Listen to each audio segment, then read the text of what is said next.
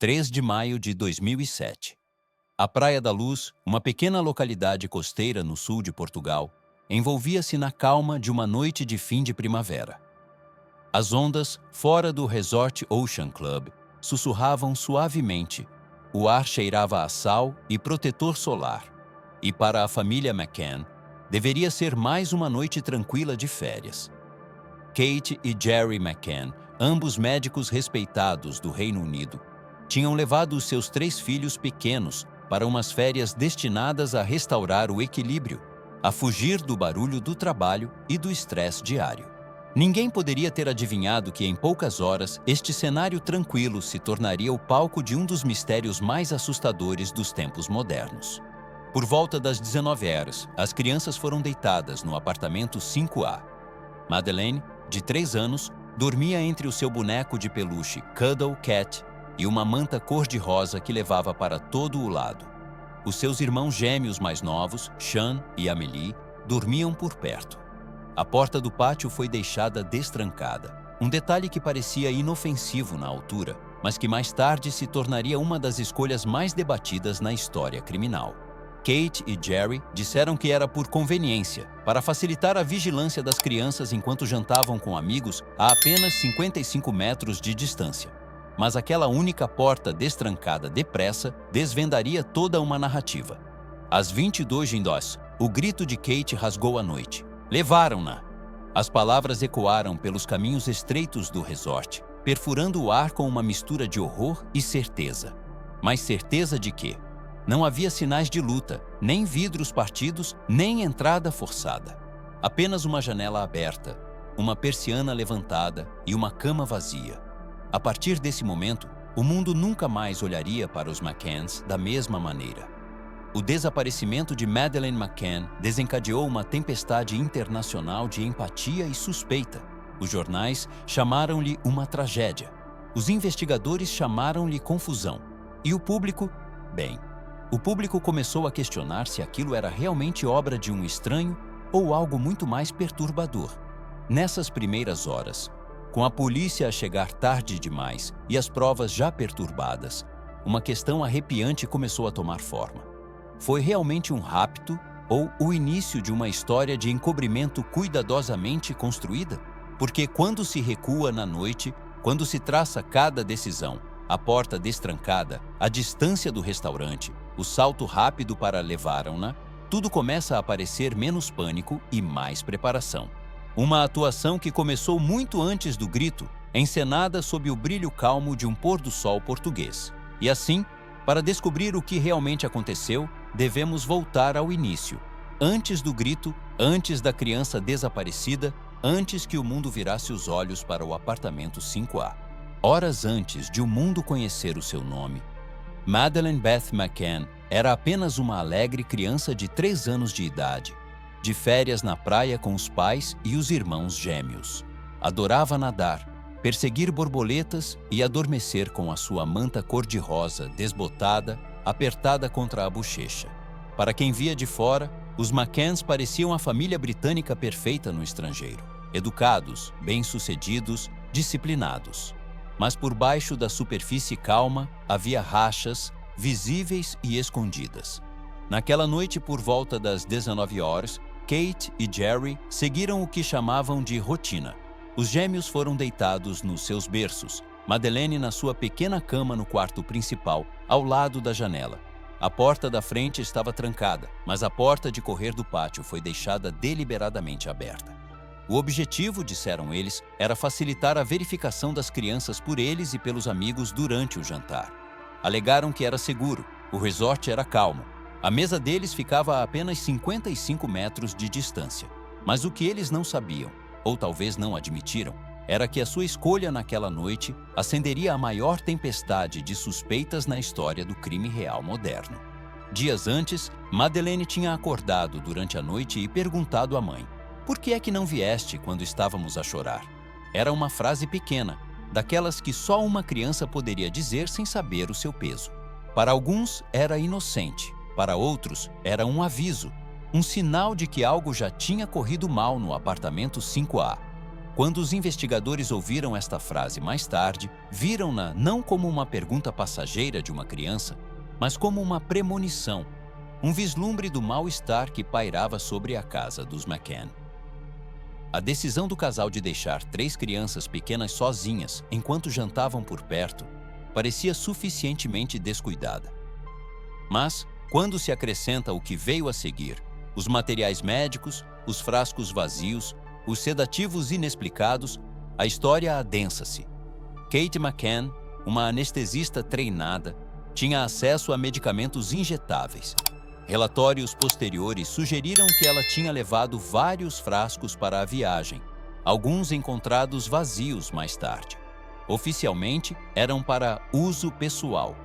Não oficialmente, os investigadores questionaram se teriam sido usados para manter as crianças a dormir durante esses jantares noturnos. Era um detalhe demasiado desconfortável para a maioria acreditar.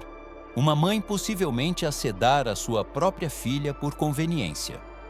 Mas, quando combinado com alertas forenses posteriores, o cheiro de morte no brinquedo de Madeleine, na roupa de Kate e vestígios encontrados no carro alugado, a teoria ganhou uma forma sinistra, que Madeleine pode ter morrido antes mesmo de a noite começar.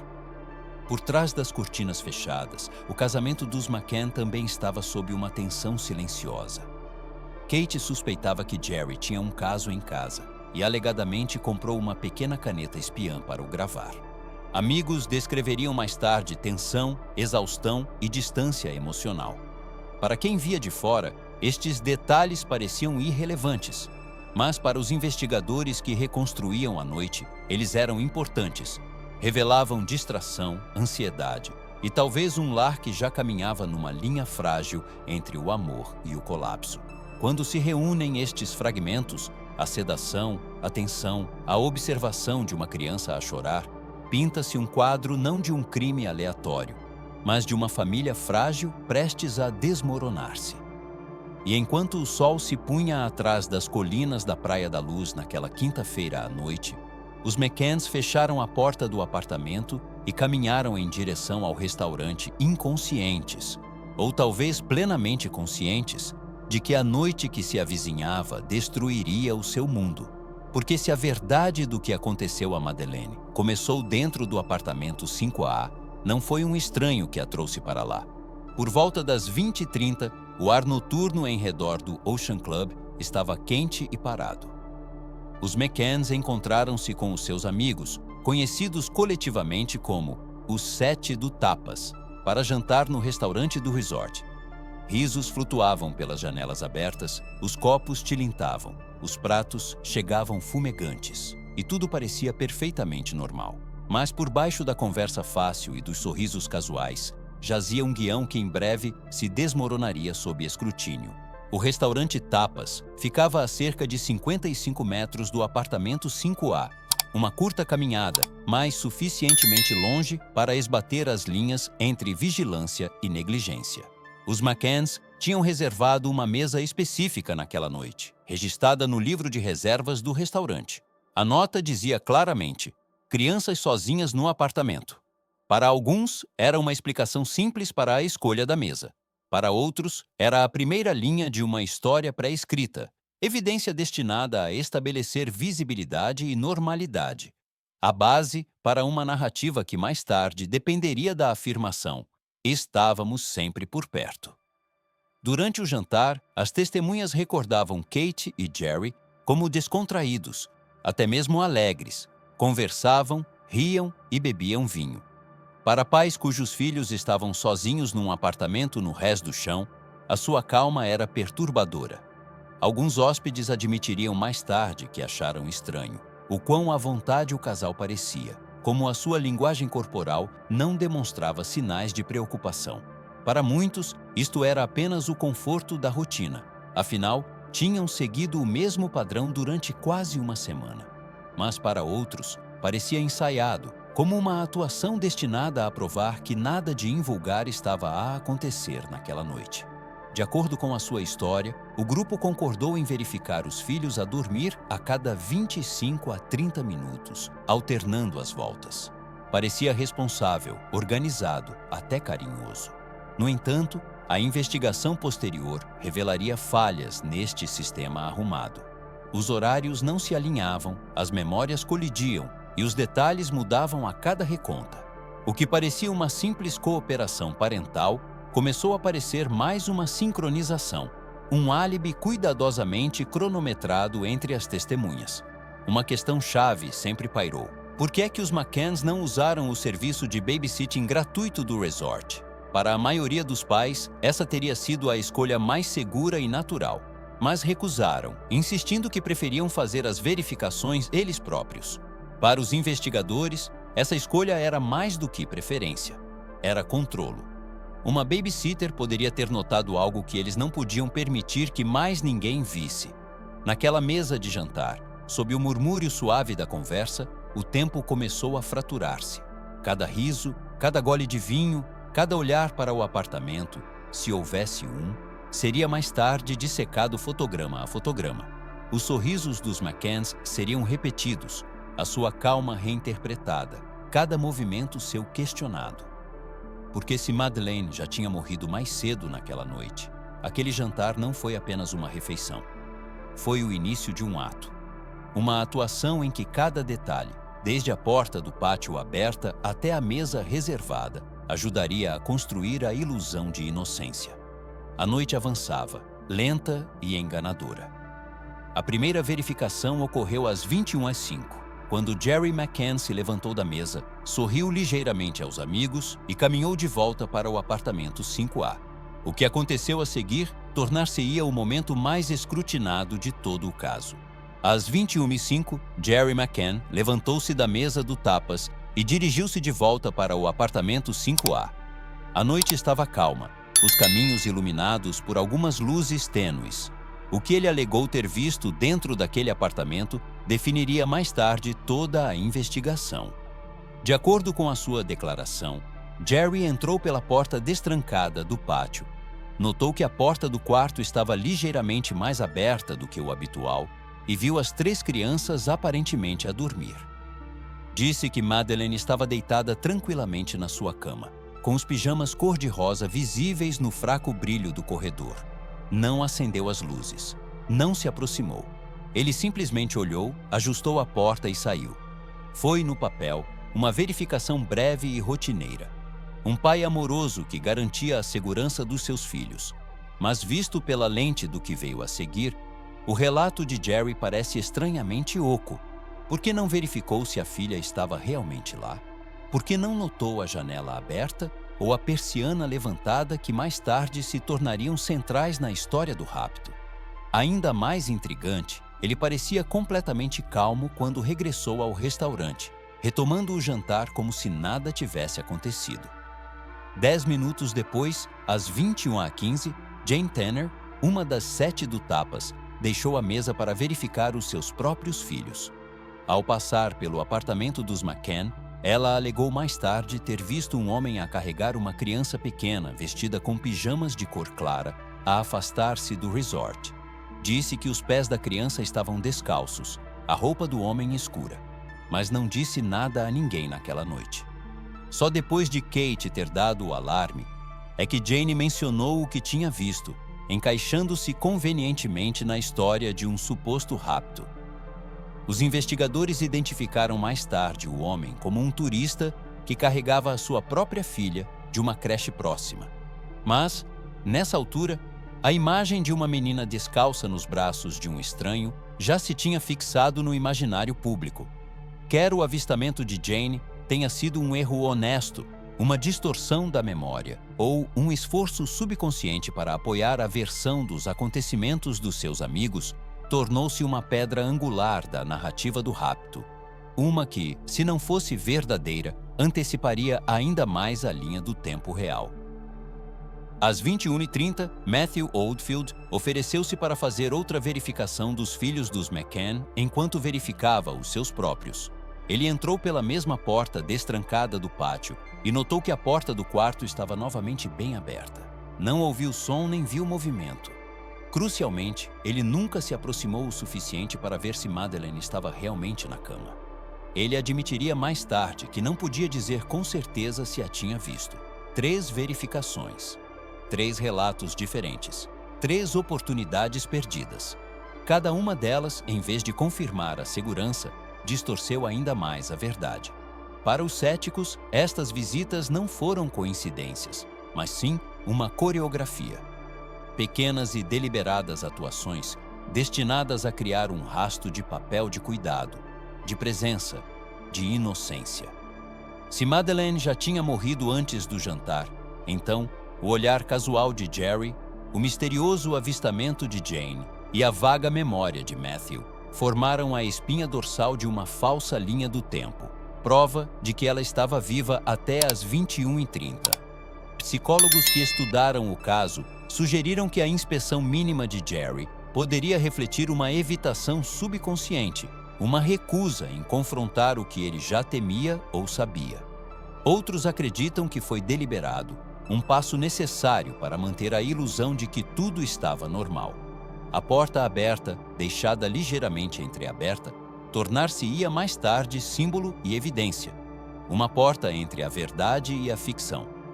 Quando se junta tudo, a hora entre as 21h e as 22h torna-se o período mais crítico e assustador da noite.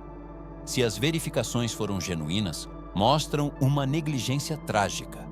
Se foram encenadas, revelam uma decepção calculada. De qualquer forma, terminam no mesmo lugar. O grito de uma mãe a ecoar na escuridão e uma criança que nunca mais seria vista. Exatamente às 20h, Kate McCann levantou-se da mesa do restaurante Tapas para a sua vez de verificar as crianças. O jantar tinha sido descontraído. Houve risos, vinho, conversas tranquilas. Nada sugeria que uma tempestade estaria a poucos minutos de distância.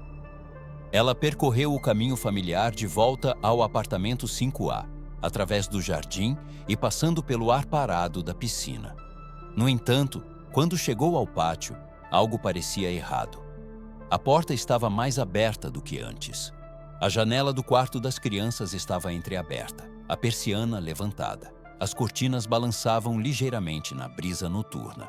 Na pequena cama de Madeleine estavam a sua manta cor-de-rosa e o seu amado brinquedo, Cuddle Cat, mas a própria criança tinha desaparecido. Em segundos, a voz de Kate quebrou o silêncio. "Levaram-na!" gritou ela, correndo de volta para o restaurante. O seu grito cortou a noite, lançando o resort no caos. Mas até aquele grito, por mais cru e desesperado que soasse, tornar-se-ia um ponto focal de suspeita. Por que levaram-na? Por que saltar instantaneamente para o rapto quando não havia sinais de arrombamento? Nem vidros partidos, nem danos nas persianas, nem sequer pó perturbado no parapeito? Para muitos investigadores, aquela frase parecia ensaiada, como uma fala dita no momento errado numa peça que já estava a decorrer. Entretanto, quase ao mesmo tempo, a cerca de 500 metros de distância, outra família voltava para casa. Martin Smith e os seus familiares notaram um homem a carregar uma pequena menina loira pela rua estreita, com os braços moles, a cabeça apoiada no ombro dele. Ela parecia estar a dormir, ou inconsciente. Semanas mais tarde, depois de ver imagens de Jerry McCann a regressar à Inglaterra a carregar o filho numa postura semelhante, Smith relatou que o rosto e os movimentos corporais do homem pareciam estranhamente familiares. O avistamento de Smith e o grito de Kate ficariam para sempre interligados.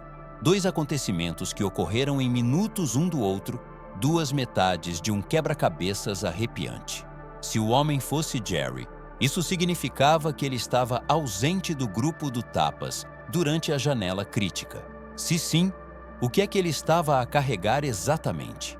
E se o grito de Kate foi cronometrado para seguir o seu regresso, então o que o mundo testemunhou naquela noite não foi caos, foi sincronização. Dentro do apartamento, os gêmeos restantes ainda dormiam imperturbados. Kate não os acordou. Correu em vez disso, deixando-os sozinhos mais uma vez, para anunciar o rapto. O seu pânico pode ter sido genuíno, ou pode ter feito parte de um plano que exigia emoção antes da razão. Um plano para moldar a história antes que alguém pudesse fazer perguntas. Em breve, As luzes acenderam-se em todo o resort. Hóspedes emergiram, funcionários correram para ajudar, telefones tocaram. Mas o grito já tinha feito o seu trabalho. Tinha enquadrado a noite como um rapto, garantiu que o foco se deslocaria para o exterior, para estranhos, para intrusos, para qualquer pessoa, exceto as duas pessoas mais próximas da criança. À medida que a confusão se espalhava, um facto tornou-se fixo. Entre as 20h e as 22h41, ninguém chamou a polícia. Mais de meia hora passaria antes que as autoridades fossem notificadas. Nesse intervalo, foram feitas 31 chamadas telefônicas, para amigos, para a família, mas não para a polícia. Era um silêncio carregado de implicações, porque o que acontece imediatamente após a descoberta muitas vezes revela mais verdade do que a própria descoberta. E nesse vazio de 31 minutos, a história de Madeleine McCann começou a transformar-se em algo mais sombrio do que qualquer um poderia ter imaginado. Das 22h10 às 22h41, o tempo na Praia da Luz parecia dobrar-se.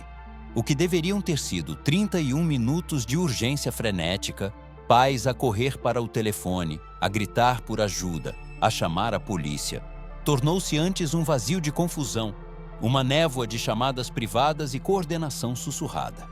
Os McCanns e os seus amigos fizeram 31 chamadas telefônicas nessa meia hora, nenhuma delas para as autoridades. A chamada oficial para a polícia portuguesa não foi registrada antes das 22h41, muito depois de o grito de Kate ter ecoado pelo resort. Esses minutos perdidos assombraram o caso desde então. O instinto de qualquer pai num tal momento seria agir, ligar para os serviços de emergência, trancar as portas, procurar. No entanto, Jerry delegou a tarefa ao seu amigo, Matthew Oldfield, instruindo-o a alertar a recepção em vez de contactar a polícia diretamente. Nesses primeiros momentos, evidências que poderiam ter esclarecido o que aconteceu foram provavelmente destruídas, movidas ou contaminadas. O apartamento encheu-se de pessoas, vizinhos, amigos, funcionários do resort, a pisar potenciais pistas. Os críticos viram o atraso não como confusão, mas como controlo. Se Madeleine tivesse morrido mais cedo naquela noite, esses 31 minutos poderiam ter sido usados para sincronizar histórias, ensaiar linhas do tempo e garantir que cada membro do grupo do Tapas soubesse o que dizer quando as autoridades finalmente chegassem. Outros sugerem uma explicação ainda mais sombria, que Jerry precisou desse tempo para regressar de onde quer que tivesse levado o corpo de Madeleine após o avistamento da família Smith, garantindo que, quando a polícia chegasse, ambos os pais estariam juntos novamente, unidos na dor. Mas, à medida que os dias se transformavam em semanas, as provas físicas começaram a contar a sua própria história. Uma que apontava não para fora, mas para dentro. Cães de busca de cadáveres britânicos, Ed e Killa, foram levados para o Ocean Club em agosto de 2007. Ed, treinado para detectar o cheiro de decomposição humana, alertou em vários locais-chave, atrás do sofá e dentro do guarda-roupa do apartamento 5A, na roupa de Kate McCann e no brinquedo favorito de Madeleine, Cuddle Cat. Killa, treinada para detectar vestígios de sangue humano, confirmou os mesmos pontos atrás do sofá. Os cães também reagiram à bagageira do Renault Scenic, que os McCanns alugaram 6 semanas após o desaparecimento de Madeleine. Os resultados eram impossíveis de ignorar. Kate explicou o cheiro de cadáver nas suas roupas e no brinquedo referindo-se à sua formação médica, alegando que poderia ter tido contato com pacientes falecidos no trabalho. Mas os especialistas rejeitaram esta explicação. Os cães de busca de cadáveres reagem a marcadores muito específicos de decomposição humana, e os alertas apareceram apenas em locais diretamente ligados a Madeleine. A análise forense revelou mais tarde ADN parcial consistente com o perfil genético de Madeleine dentro da bagageira do Renault Scenic. A amostra estava degradada e misturada, tornando-a legalmente inconclusiva, mas a implicação era arrepiante. porque existiria algum vestígio do ADN de Madeleine num carro alugado semanas depois de ela ter desaparecido. Agravando a suspeita, o veículo tinha sido conduzido mais de 3.000 quilômetros em apenas 3 dias, por razões nunca totalmente explicadas. Frascos vazios de sedativos encontrados entre os pertences de Kate adicionaram mais uma camada ao quebra-cabeças. Se a medicação tivesse sido usada para ajudar as crianças a dormir, uma dose mal calculada poderia ter levado à morte acidental. Nesse caso, a porta do pátio aberta, as verificações encenadas e a chamada tardia para a polícia poderiam encaixar-se numa única e sombria sequência. Um esforço desesperado para encobrir um erro fatal. Até o brinquedo que antes simbolizava o amor de uma mãe se tornou uma testemunha silenciosa. Cuddle Cat, lavado por Kate logo após o desaparecimento, carregava o cheiro de morte quando testado. Para alguns, era apenas coincidência. Para outros, era a pista mais incriminatória de todas. O contraste era impressionante. Uma mãe a chorar em frente às câmaras, um pai a coordenar buscas e, nos bastidores, evidências que sussurravam uma história completamente diferente. Quer por pânico ou intenção, a verdade do que aconteceu no apartamento 5A parecia ter sido enterrada sob a atuação. Quando os investigadores juntaram estas pistas, o local já estava há muito tempo frio. O que restaram foram vestígios, um cheiro, uma mancha, um silêncio que não podia ser explicado. E enquanto o mundo esperava por justiça, a história de Madeleine McCann já não era apenas sobre uma criança desaparecida. Tinha se tornado um teste à própria verdade, de quão longe duas pessoas podiam ir para manter uma mentira. Quando a polícia portuguesa finalmente chegou ao apartamento 5A, a oportunidade de preservar a verdade já tinha desaparecido. O local tinha sido contaminado, as testemunhas confusas, as linhas do tempo distorcidas sem reparação. O que deveria ter sido o início de uma investigação tornou-se, em vez disso, o início de uma guerra de narrativas, uma guerra travada em tribunais, salas de redação e nos corações de milhões que queriam acreditar na história do rapto. Nas semanas seguintes, Kate e Jerry McCann transformaram-se de pais enlutados em figuras públicas. As câmaras seguiram cada passo deles. As conferências de imprensa foram cuidadosamente encenadas e as entrevistas apareceram na televisão internacional. Em poucos dias, lançaram o Fundo Find Madeleine, abriram contas bancárias, contrataram consultores de relações públicas e garantiram advogados de topo. Para muitos observadores, isto parecia uma esperança desesperada, uma forma de manter o rosto da filha na primeira página. Mas para os céticos, parecia ensaiado, controlado e inquietantemente estratégico. Em setembro de 2007, as autoridades portuguesas nomearam Kate e Jerry como arguidos, suspeitos formais. A decisão baseou-se nos alertas dos cães de busca de cadáveres, vestígios de ADN e inconsistências nos seus depoimentos. A recusa de Kate em responder a 48 perguntas da polícia apenas aprofundou as sombras em redor deles.